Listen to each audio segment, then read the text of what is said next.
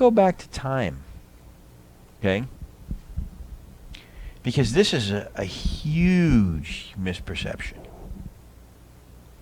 that time actually exists. Time as in past and future? Yeah. There's clock time. I mean, like, we know we're going to be here at 7 o'clock so that we can all be here in this moment together. But have you ever been to the past? Just in our heads. Have you ever been to the future? Just in our heads, back in the thought world. So we're living like there is a past and there is a future. But there really isn't, other than thoughts in our heads.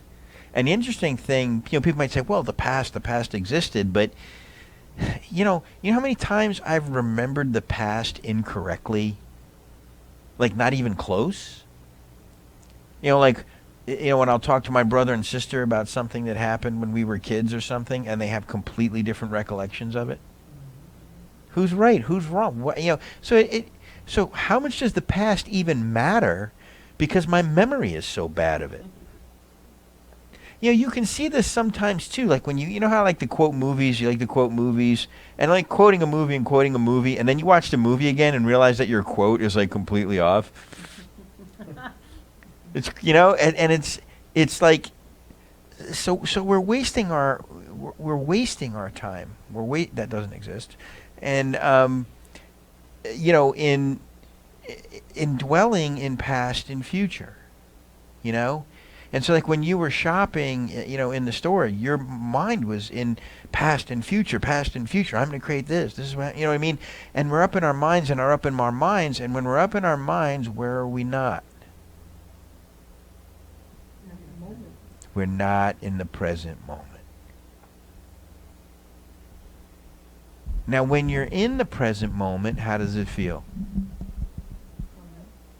Good. It really does. There's a great peace when you are present. Why? Because when you're present, in order to really be present, past and future have to disappear. Right? Completely. So past and future disappear completely. What problem do you have? We're just sitting here having this conversation. The rest of it is all that mental garbage that we perceive to be important that's not important. In a world that's constantly changing, in a world that never stays the same. The one place we never are is here, which is the only place we ever are, by the way. We suffer the thoughts in our minds. We suffer this misperception that there is time, that there is a future, that there is a past. No, there's not. Now, that doesn't mean that you're going to be irresponsible, and if I want to have, money saved tomorrow, I have to put money away today. But you're present to putting money away today. But it's always now. It's always right now.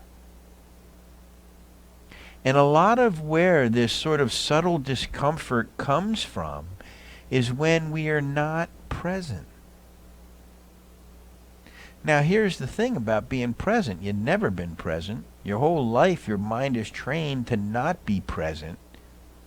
And so this is a really huge part of your practice, is to be present.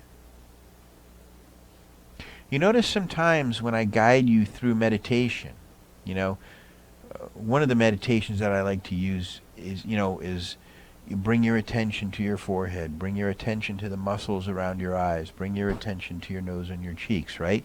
And I'm trying to do two things. I'm trying to relax you, right? And I'm trying to guide your attention to where I want it. Where do I want your attention? In the now. So when you bring your attention to your forehead, you're present. When you bring your attention to the experience of breathing, you're present. You're breathing in the now. So I'm trying to help you let go of past and future and stay present in the moment. When you're present in the moment, you'll have a problem.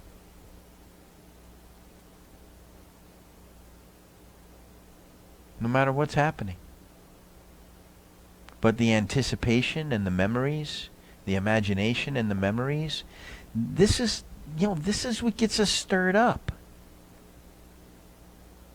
Where am I going to work next year? What am I going to do? And it just gnaws at you. And it creates this discomfort.